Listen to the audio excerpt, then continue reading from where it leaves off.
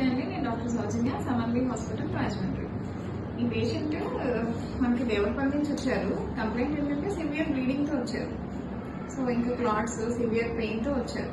So already ఆవిడ లోకల్గా చూపించుకుని hormone tablets, దాంతోపాటు ట్రాఫిక్ కూడా స్టార్ట్ చేశారు, కానీ రెస్పాన్స్ లేదు.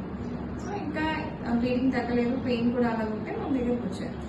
సో ఇన్వెస్టిగేషన్స్ చేసాము, స్కాన్ చేసాము అండ్ బ్లడ్ టెస్ట్ అనేవి చేసాము. సో ఈ కంప్లైంట్ ఆల్మోస్ట్ ఒక 6 months నుంచి ఉంది కదా, సివియర్ బ్లీడింగ్ అనే కంప్లైంట్. సో హిమోగ్లోబిన్ చూస్తే 8కి వచ్చేసింది, అంటే బ్లడ్ కూడా బాగా ప్రీవియస్గా 12 నుంచి 8కి వచ్చేసింది.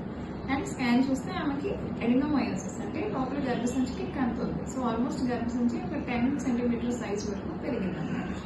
సో ఈ పేషెంట్కి మనం నెక్స్ట్ ఏం చేసాము అంటే లాప్రోస్కోపీ ఇన్స్ట్రక్టివ్ చేసాము. సో ఇంత పెద్ద యూట్రస్కి లాప్రోస్కోపీ చేయొచ్చా, చేసామా అనేది మీ క్వశ్చన్ ఉంటుంది కదా.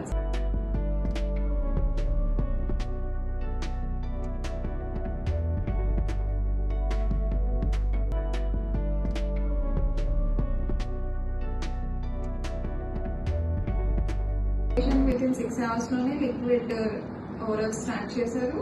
ఆఫ్టర్ 24 hours పేషెంట్ నిల్చున్నారు, నడిచారు, బాగానే ఉందంతా. On she's on soft diet. So surgery చేసి 1 week అయింది.